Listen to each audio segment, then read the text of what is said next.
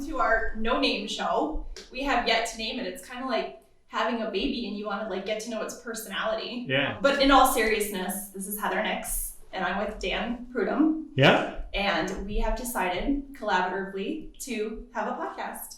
Yeah. Yeah. It seems to be all the rage.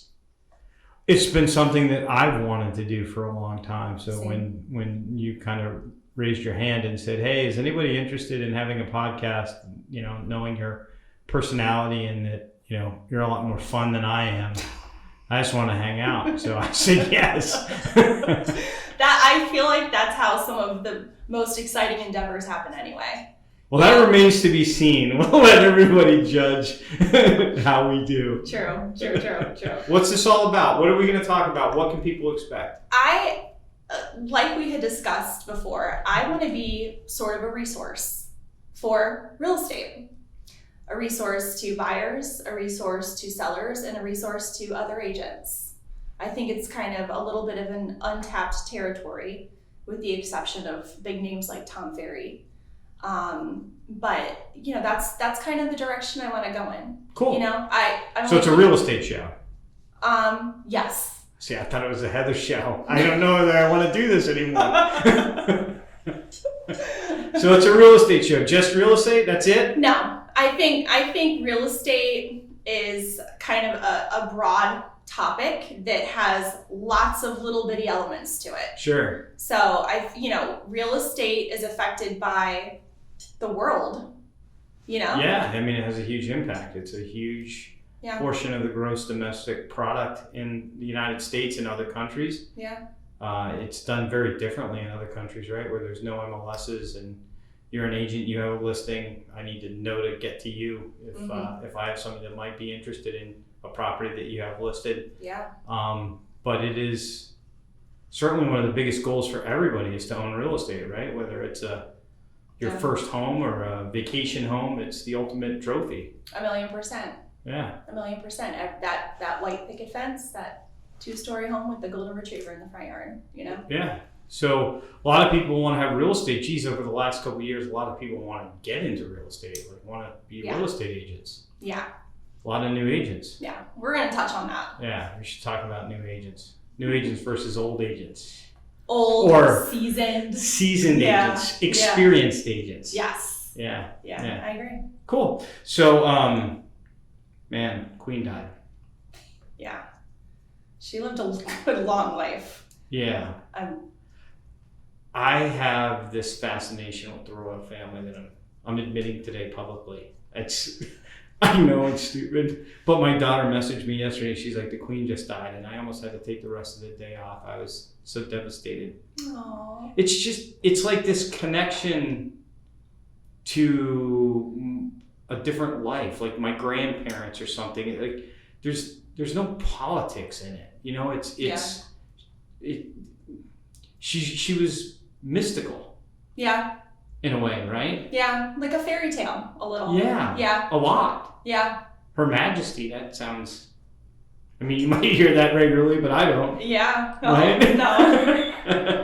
Right? I mean, just calling somebody that doesn't seem real.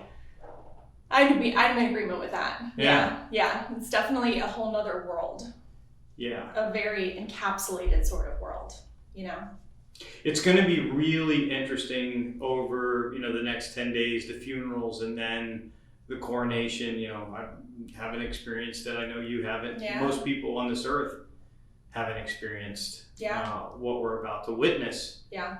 And I'm looking forward to witnessing history. Yeah, and that's what it is. I mean, for most people on this earth, she has been the reigning queen. Yeah. 70 years is a long time to be in that position. So. Does it feel weird to say King Charles? Like, I know it, like I've heard the term King Charles, but it's kind of weird to put it on him. Well, it's weird to me because when I think of King Charles, I think of the dog. So. Yeah, a spaniel. Yeah. So. They're fascinating. The Queen seems mystical, right? In a way, like a fairy tale. Do you think the world will feel that way about Charles? Like, we know some dirty laundry that... Did the Queen have any dirty laundry? Not to our knowledge.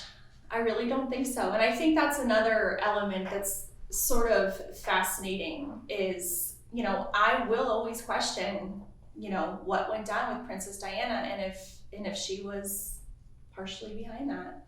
Yeah. You will never know. It'll be that'll be taken to the grave with all of them. When all that happened, she had gotten ridiculed publicly for the way that she was handling the funeral and all that stuff, and she kind of doubled down with her position, and maybe people didn't understand it at the time, but there's just so much there. It just doesn't even seem real. It doesn't, and I'm not sure it's for us to understand. You know what I mean? We're just a bunch of regular old people walking this earth. Yeah, maybe if I was British, I would have a better understanding and more. I would have more education around it when I was brought up that I just don't have. So I hadn't, until you just said that, I hadn't really contemplated that. Maybe there's just so much about it that I don't know because I wasn't brought up in it, and I'm, my interest in the royal family's only been in the last 5 years. Yeah, I can't explain it. I would be interested to know what what the British history is like for students growing up in the schools in Great Britain and in Europe. So. I would suspect that they spend a lot of time on it. I would suspect. Yeah. Yeah. We should probably talk about real estate, though. I guess. Yeah, well, we don't have to. Yeah. Well, I mean, we probably both agree that this business, and I don't want to put words in your mouth, but this business is competitive. Yeah. And it seems like for the longest time, and I don't know if this is changing or not, or my mindset has just changed around it, but for the longest time, that competition prevented collaboration. So, meaning old timers in this business would probably not sit down two agents from different brokerages potentially competing for the same business. Yeah. Like, to them, that wouldn't make sense. Right. Yeah, because you're almost giving that other agent a voice and a platform themselves. Yeah, well, certainly, if my sphere is going to watch this, they're now going to meet you. Yeah. Right? In the same. Yeah.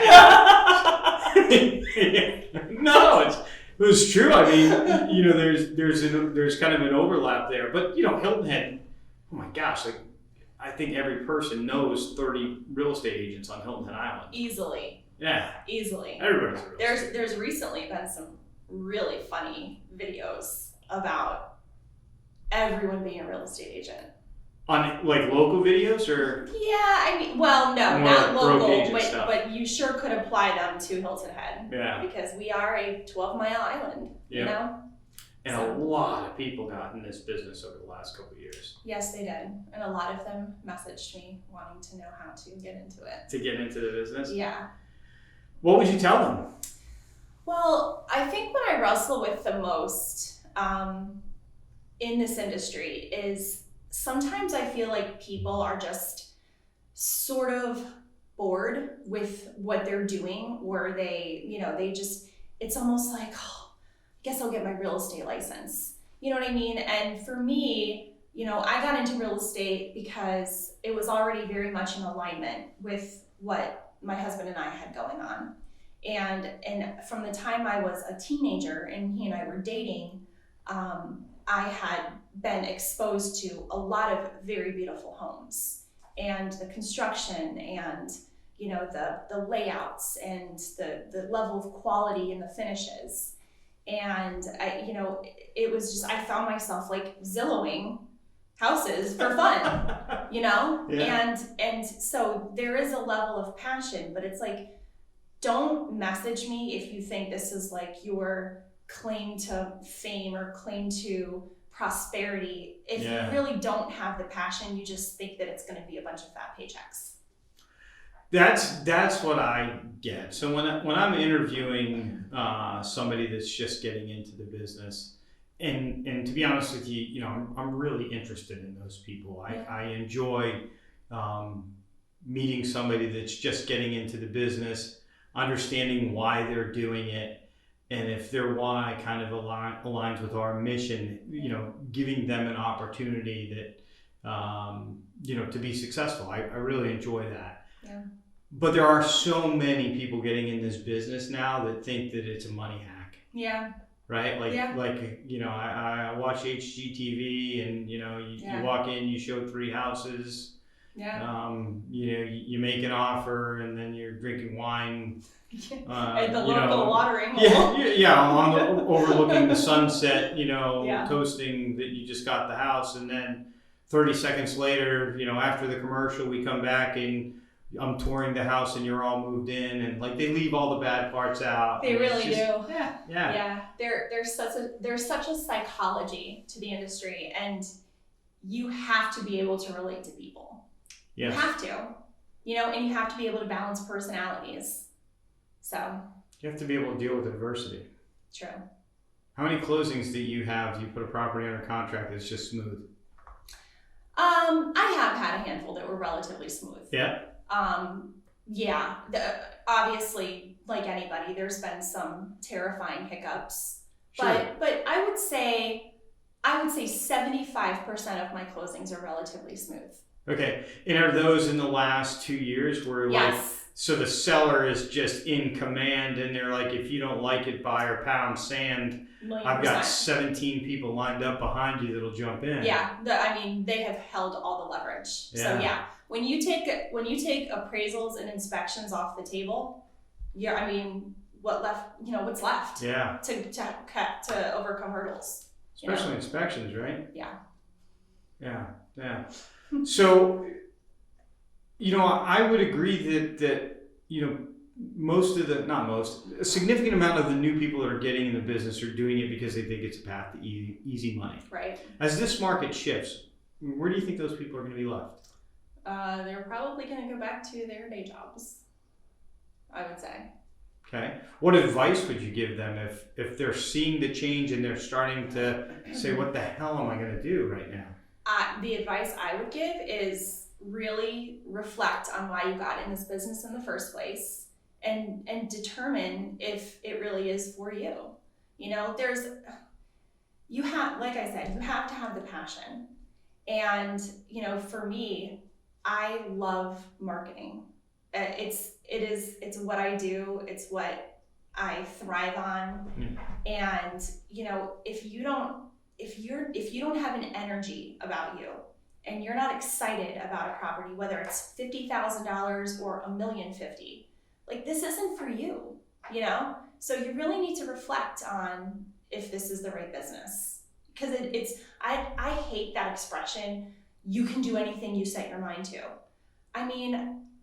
To me, I think it deters people from, what they really should be focused on doing. I can't go be a NBA basketball player tomorrow. You know what I mean? So even if I love basketball, I know it's not for me. So. Okay. And so, I'm a new agent. The market shifting.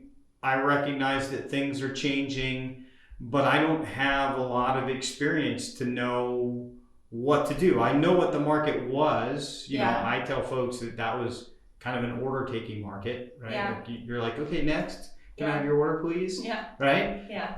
What do they do at this point? The phone's not ringing, the opportunities aren't there, the orders aren't there, there's nobody in the restaurant. I would say if your heart is really in it, you're best off talking to someone who heads up a team, wouldn't you? Well, I'm partial to teams, right? Right. But yeah, I think anybody that's new in the business, it's really hard to make it in this business if you're not on a team until you can establish yourself and build a financial war chest to market properly. Correct. Right? Otherwise, you play that game, I'm rich and poor, I'm rich and poor, I'm rich and poor, right? Yeah. Yep. Depending on what you have for closings. Yeah. So, I believe that is a good path for a lot of people starting up. Yeah. If the drive is there. Yeah, I appreciate these changes in the market because I think you need to create an opportunity where you get more people competing in a space. Right. So real estate is no different. It provides innovation and opportunity and makes the business better for everybody. Yeah. But then you also need the contraction. Yeah. And in the contraction, you get the fakes out. Yeah. But, it also will push some of the more seasoned people out, which I think could be a good thing because, seasoned agents to a certain extent can be a problem if they're not willing to adapt as markets change and as industries change, right? Yeah. And this industry has seen some major changes even in the last 5 years. Yeah. And I'm not just talking about the influx of, of transactions. I mean, just with the constant evolvement of the internet and social media. In terms of, so you mean like marketing has changed the industry. Big time. Right? Can you imagine being an agent 30 years ago when we didn't have all of this that took some real work. Yeah, just think about the fact that a property that was listed on Tuesday that you might not know about it until Friday when the new MLS book came out. Correct. Yeah. Right? Like, how different is that? Just the ability to, in a moment's notice, open the internet and see exactly what's on the market. We're a little spoiled. Yeah. Yeah. Yeah. How about just in the way business, so, I'm a little closer to the operation of a business and a company than you are. Yeah. How about the difference in things like the adaptation of wiring money? Right? Right. Like 3 years ago, a closing would happen and you'd either have your check mailed to you or you'd go pick it up. Yeah. Right? Your commission check. Yeah. Right? This forced attorneys to wire commission funds. Right. That's a good thing. Agreed. Not a good thing if you're an agent that doesn't believe in wires. Yeah. And they're out there, right? Yeah. Yeah. Well, I personally have heard of those wires getting intercepted. It was during COVID, and it was a situation where one of the paralegals or attorneys had their PC at home, and that money got intercepted by an overseas country. Yep. A bad guy. Yep. And what's crazy is even though there is an FBI investigation and all the protocol is taking place, the sellers of the house who were purchasing another house, the purchase had already gone through, they had to carry those 2 mortgages until it was complete. Insurance. Yeah, until the investigation had been finalized and it was determined that it was in fact fraud and they weren't a part of it. That's a heavy, heavy thing to carry.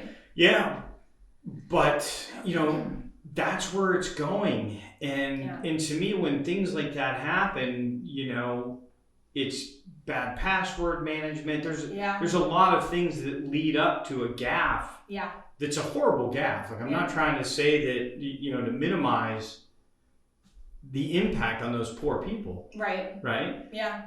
But we just need to have better systems. Agreed. And it shouldn't take a pandemic for us as an industry to commit to doing what's right for the consumer in the industry. Yeah. Yeah. At the same time, I feel like whenever you're dealing with technology, there will always be glitches. Sure. Always. Sure. So we try our best to stay ahead of them, but the reality of it is it's man against machine, and there are just some men out there that can outsmart those. Yeah. There's a saying in the technology industry, and it's like you have to choose between convenience and security. Mm-hmm. Right? Yeah. And the more convenient things are, the less secure they are. And the less 100%. convenient they are when it comes to technology, right? Remember a couple of years ago that MLS gave us the little football things that we had to press a button to log in? Oh, yeah. Right? Yep. That's super secure. Yeah. Right? Pain in the ass. Big time. Yeah. Yeah. Sherry has those for the bank. Sherry does all of our accounting for our accounts and all that stuff. And she does all of our accounting for our accounts. It's pretty safe to say, right? That checks out. Does all the accounting for our businesses and personally. And she has one of those for when she logs into the account. And then we've done this for years because we believe in wires. So we have sent wires and we do so always, but we will never send a wire without a verbal confirmation on the telephone with the person. Yeah. Period. End of story. Yeah. We just never sent it. Yeah. Yeah. No. And so less convenient, super secure. Mm-hmm. And we also have a rule at our company and our team that we do not email wiring instructions. Smart. Wiring, sending an email is like sending a postcard. Anybody along the way can see what it says. So you make the calls. We text them.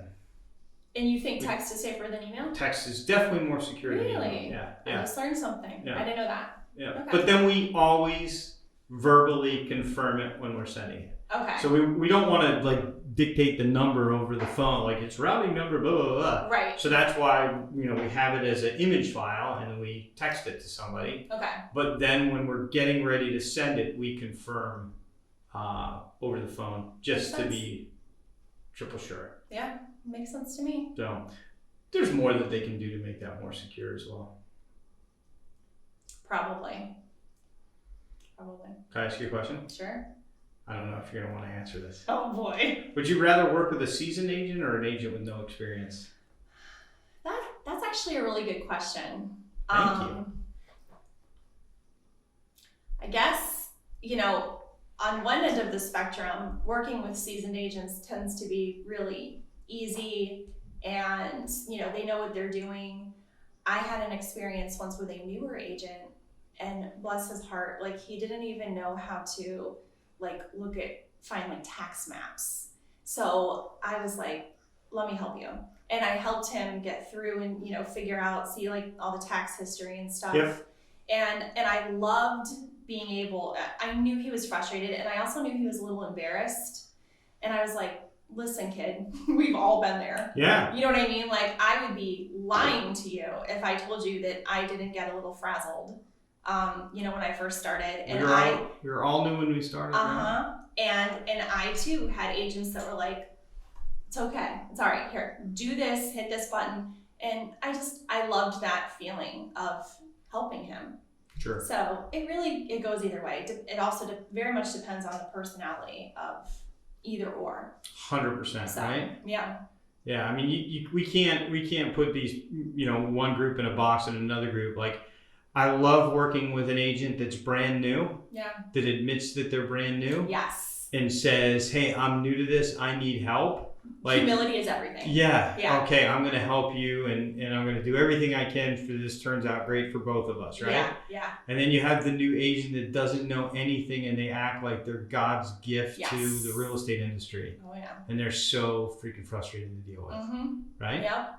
And then you have agents that have all kinds of experience, way more than I do. Yeah. And they're super classy and professional and super good to deal with. Yeah.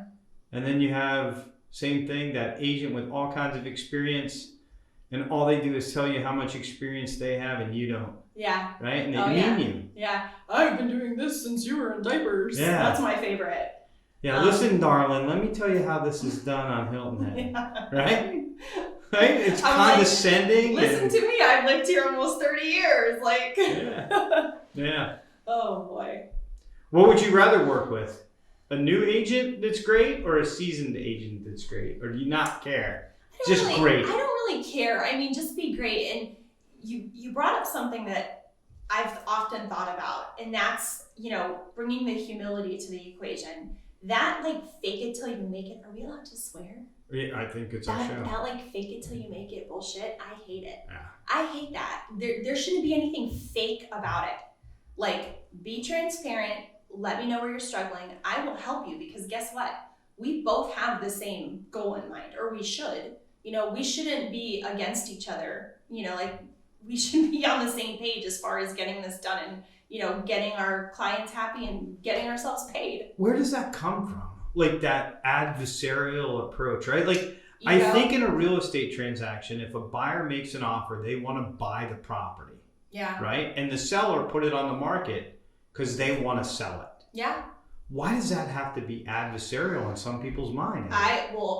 In my personal opinion and in my experience, I know here on the island, there are some agents who feel that they monopolize and they dominate certain territories, and they are resentful if an outsider say for example, one of the communities on the north end, like if an outsider brings a buyer and it's a new transaction for them in that community, that's like their first sale. Yeah. And the offer was undeniably amazing. And so of course, because it's the seller's decision, the seller accepted that one.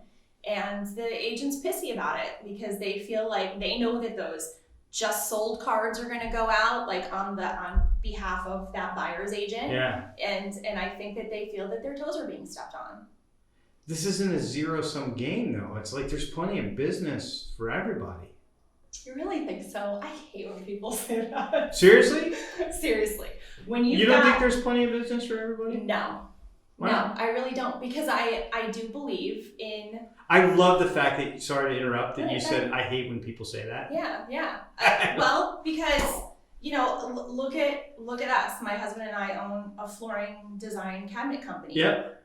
Do you think if there's 100 flooring design and cabinet companies within a 25-mile radius that there's going to be enough work for everyone? Heck no. No, that's not what I mean when I say that. Okay. So what I'm saying is, like, why can't we compete on our virtues? Like why does that person feel like they have to protect their area? Why can't they just compete to win in their area? Oh, I see what you're saying. Right? That approach is, you have to lose for me to win. Yeah. And that's an issue all within themselves. You know what I mean? Like that's not something I can answer because I don't think like that. Yeah. And I know you don't think like that either, so.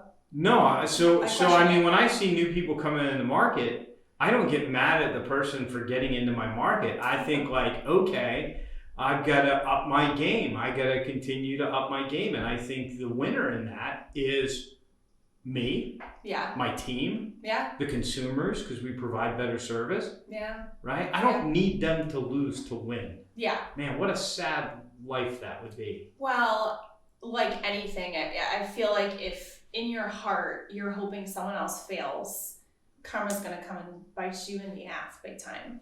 Yeah. So it's just not a good attitude to have in general. Yeah. So and I tell my girls that all the time too. You have this very philanthropic approach to, you believe in helping anybody who you see needs help, and I think that's your success is built on that. Yeah, I don't know. Somebody said, if you want to be a billionaire, and I don't. It's not the money part of it that speaks to me. If you want to be successful, but this person said, if you want to be a billionaire, help 1 billion people. Yeah. Right, and I truly, I don't know why it took me so much time in my life to realize that was a path to happiness for me, but I totally feel that way. Like, the more people that I can help be successful, the more successful I am. Yeah. And part of that, understanding that it's not a zero-sum game, that it's not like you have to lose for me to win. Yeah. Is really what's allowed me to say, oh no, you might be competing with me out there in the real estate marketplace, but we don't have to. Yeah. We can all do business and do well. Yeah. My problem is with the people that suck. Yeah. Right? They're not going to make it. I don't wish them not to. I just know that they won't. Because their heart's not in the right. Exactly. Yeah. Exactly. Yep. Exactly. The universe will take care of that on its own. 1,000,000%. Yeah. But I was listening to this real estate agent out of Manhattan. He was born and raised in Manhattan. Can't remember his name, but that's okay. And how lucky to be a luxury agent in New York City. But he was very transparent about the fact that he is not an organized person, and he hates doing anything that requires him to sit down and focus on doing something on the computer or paperwork or any of that, necessary stuff that you need to do in this business. And he said, you gotta bite the bullet and hire. You have to hire people. Yeah. You know what I mean? You have to know what your strengths are and what your challenges are, and you have to know when it's time to delegate. And it might mean and this is why a lot of people have this huge misconception about real estate, that you get these big chunky paychecks and you go out and you buy a Ferrari. You know what I mean? And instead, you should be taking those big chunks of money and putting it back into the business and growing that account so that you can be in a position to hire people to grow. And that's something that, separates those who make it and those who don't, I feel. Wouldn't you agree? Yeah, for sure. So, I got into this business with my dad, very much, mentored me, brought me under his wing. And what he did with me from the beginning is I paid myself the same amount of money, no matter whether I sold a bunch of real estate or sold almost nothing that month. It was the same amount of money, kept that stable. And that only went up once we really changed the trajectory of what we were doing. Yeah. And it went up as a small percentage of the increase in revenue. Okay. Right? So if the revenue went up 200,000, the increase in our salaries might have only gone up 25,000 each. Okay. And it was because the rest of it we were pouring back into the growth of the business. Yeah. And it's how we still operate the business today. Bland and Sherry and I, who own the business now, it's how we operate the business today. We pay ourselves the same amount of money every single month as an owner's draw. Yep. Everything else pours back into the business. Yeah. And most years we don't take any type of bonus until the end of the year. Mm-hmm. And some years we take the entire bonus and we spend it back in the business. So like last year, we spent it all back in the business with growth. So we bought these and renovated them and bought more equipment, and we basically turned all of that additional profit. We maintained our salary, put all that additional profit into growth for the future. Right. And from an outsider, or I'm sure from the people that work for you and around you and with you, people see that and they appreciate that because they know that, you could go out and buy yourself a brand new Ferrari. And I don't even know what kind of car you drive, but Ferrari. But you don't strike me as someone who's stuck on the status symbol of, driving something uber fancy. So, and even if you did, the fact that you are taking, that money and reinvesting it to help others. I mean, it's to give them the tools and give them the space and, to help them thrive. Yes. So, and people appreciate that, I feel like. That is my Ferrari. Yeah. Right? I mean, that's the thing that trips my trigger. That's the thing that makes me want to get out of bed early and go to work. Yeah. Is that part of it. So I've focused my tools in my life on those type of things because they're the things that bring me joy. Yeah. How do we teach our kids that? By example. Yeah. Yeah. It's hard though, isn't it? Like, I mean, with girls, I mean, I have a girl, and it's hard when their friends are telling them what's cool. Yeah. Yeah. Right? And then they have this guy with a gray beard telling them something that doesn't sound too cool is cool. It's hard to keep their ear. I think I'm pretty lucky in that respect. I feel like our kids survived the recession with us. I don't know about how you guys got through the recession. We turned in a car. Literally drove the car to the dealership parking lot and left the keys in it. Because they call it, what do they call it? A voluntary repossession or something.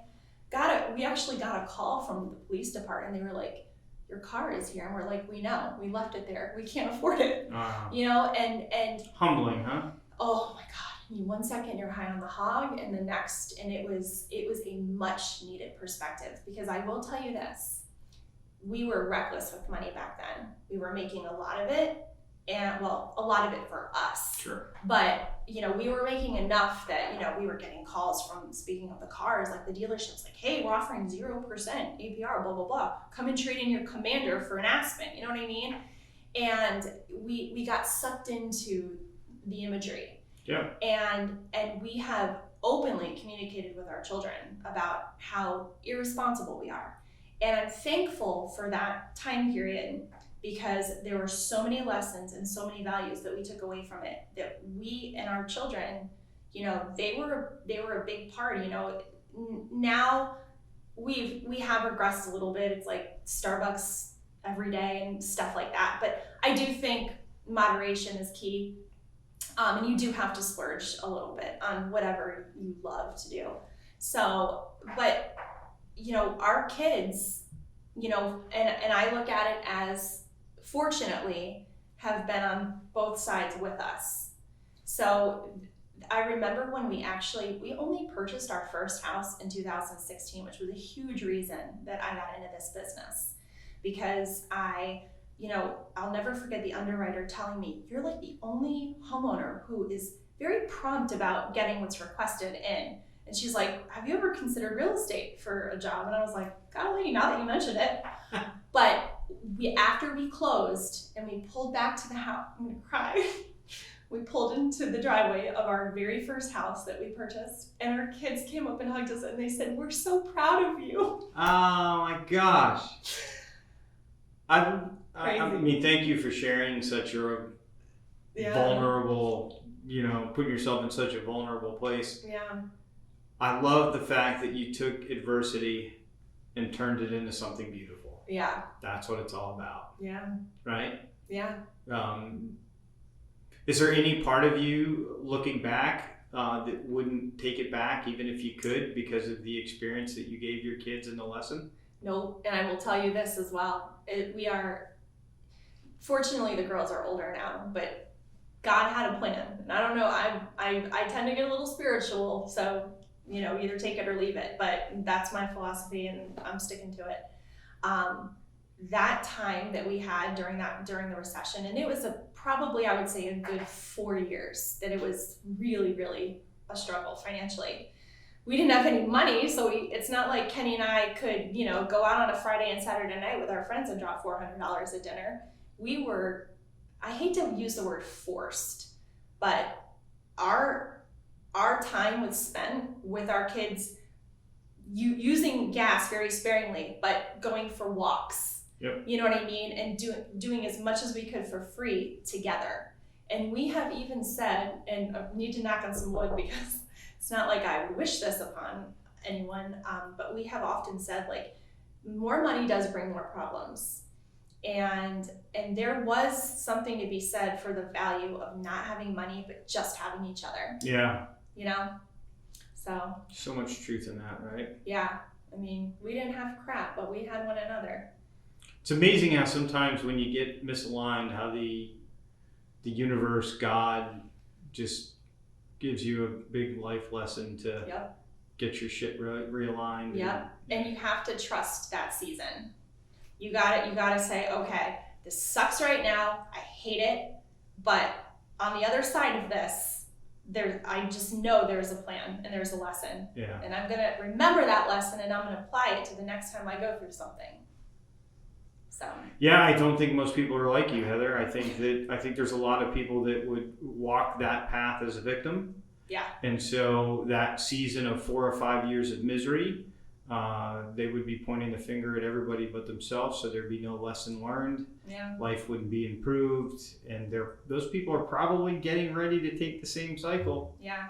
With what's going on in the economy right now. Yeah. And you know, the question that I would ask you to help the person that's listening right now, the new agent that might be getting ready to face this same cycle, that, you know, they've made a whole bunch of money these last couple of years. They're new in the business. They kind of felt like this was going to continue, like the market that we had is going to continue with order taking and huge commission checks and a steady stream of crazy amounts of dough. And now they're facing, you know, maybe I can't afford the car I have. Yeah. What would you tell them? I would tell them that you really have to, as hard as it is and as tempting as it is to see those numbers, you know, increase in your bank account, that save it for a rainy day. Yeah. It is pouring out. It's pouring. Like, what else is new around here? You know what I mean? Like, I feel like I don't even need to look at the weather anymore. Just tomorrow's rain. Rain. Anyway, yeah, save it for a rainy day. Yeah. because you never know when something huge is going to hit. And it's just to be frivolous and reckless with money that could be here today, gone tomorrow, it's irresponsible. Can I ask a follow-up? Yeah. What if it's too late? What if they made all the money and they spent it and now things are really slow and they've got the Ferrari? Yeah. What do they do? Well, I mean, and I'm not in a position to obviously tell people what to do if they get in that situation, but when we were in that position, I reached out to my family. My family is very conservative. Like, my sister drives a car that's like 15 years old, and she doesn't buy bottled water. She fills up water, and she makes good money. Yeah. Really good money. But she does not believe in waste. And she doesn't believe in buying things that you don't need. Yeah. And when she said to us, "You're not making the payments on that car, you're driving a stolen car," that hit hard. So I would say to that person, if you're behind on your payments, I mean, you can go out there and hustle and do whatever you can and take a million jobs or, try to catch up. Yep. But the reality of it is that really what you want to do? I mean, I know you feel you made a commitment you signed on that line, but the bank will be okay if you turn that car back in and you get something that'll get you from point A to point B. Yeah. And that's what we did. Was there a relief when you kind of faced that moment and you were like, yeah. Huge relief. Yeah. Like, so maybe don't run from what's happening, maybe face it. Face it. And that is my husband. God love him. He said to me, we've got to face the mess that we're in. And we were at the time, without the car, we were about $20,000 in debt, from, just various things that we had to pay credit cards. And he was like, we are going to minimize the way we live. We have a choice, and we are going to start paying back. And if I know we're wrapping up, but just as an example, and it doesn't always have to be with money necessarily, but we were, we weren't evicted out of our apartment, but our lease was up. Our landlord, it was a recession, so they had lowered everybody's rents, but we still couldn't afford it. So our landlord was like, I can't renew your lease. You guys are 3 months behind. Well, we moved into a 2-bedroom apartment outside of town. And when we got back on our feet again, my husband went to our landlord, and we had gotten wind that these like really nasty people had moved into the house that we had lived in, and they just destroyed it. I mean, like, their dogs messed everywhere, and they smoked cigarettes in it, and they treated it like it was a piece of crap. And their check had bounced, their deposit and first month's rent had bounced. So from the time they moved in, they were working on evicting them and getting them out. But it's crazy the amount of damage that can be done in a house in just a 2 or 3 month time period. So my husband went to the landlord and he said, I really want, I feel that I need to make this up to you guys for not being able to come up with the money for the rent. He said, is there anything I can offer in services to help get this back in rentable, marketable condition again? And he went to the owners, the investors, and they were like, yeah. So my husband, for free, but not really because it was repayment, put all new floors and all new carpet and painted and made it desirable again. Made it right with the universe. He made it right with the universe. That is so epic. Yeah. Yeah, and it felt good. That's what we could offer, and that's what we did. And they wiped the slate clean. So, pretty cool.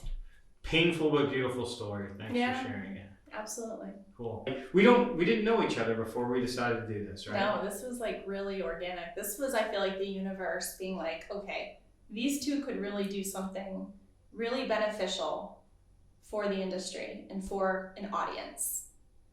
And I struggle with, you don't want to put all of your business out there, because I do think that there is something to be said for, the more you put yourself out there, the more vulnerable you make yourself, the more you're open to people just being super judgmental. So you kind of like have to have a little bit of a thick skin, and I'm prepared for, Yeah. The haters. Yeah. So There will be some. the folks here in the office will tell you that I constantly preach that vulnerability is a superpower. And the more vulnerable you can be, knowing that people will talk. Yeah. The ones that have some balls will do it to your face. The real bad people will do it behind your back, but they'll talk, right? And you got to be okay with that. And if you can, that's like a superpower. So I mean, like I just learned so much about you today. Love the conversation, love the vulnerability. Same. Our intention is to pick subjects and talk about the industry. With a twist of the life events and elements from a personal. Life? You have a personal life outside of this? I didn't think real estate agents have a personal life. Yeah, I turn my phone off at 9. Yeah, I mean, like, we're real people, right? Yeah. And so, like, have a real conversation about what real estate is really like and what the challenges are and you tend to just hear wins out there. Yeah. And it's not all wins, is it? No, definitely not. Yeah. I think real estate is a little like the entertainment industry. You know what I mean? You hear of these actors and actresses and singers and stuff that, you have to understand that there are going to be a lot of no's. I have gone up against agents where I have knowingly, met with a seller and I walked out knowing that it was probably not going to happen. Yeah. And that, I don't think that's necessarily like a bad attitude. I just think sometimes when there's a connection and you know that it's a good fit, and sometimes you just did not feel that vibe. But you also recognize that vibe could probably be better fit with the next person coming in. Sure. And that's okay. You can't do all of them. And I don't want to. I do like to have a life. Yeah. Yeah. So, I mean, that's our commitment, right? We don't necessarily know what this is going to be. Yeah. Because we don't really know each other. Yeah. And I love that. I'm looking forward to getting together and doing another one and learning more. Yeah. But we're going to be real and we're going to talk about, the things that we think are important right now in the industry. Yeah. And we're going to be real.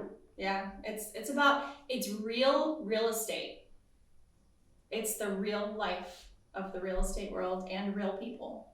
Yeah. So it'll be interesting to see where it goes. Hopefully people will listen. Yeah, so please subscribe if any of this spoke to you and we can help you in any way. You can reach out to us personally, but subscribe and follow us. Turn on notifications so that you're notified the next one that comes out. Yeah. And follow me on social media. I think you're on social media, I'm on right? social media. Yeah, the real Heather Nix. Yeah. Nix. Cool. Well, thanks for stopping by. Thanks for having me. So much fun. Me too. Again soon. Yeah.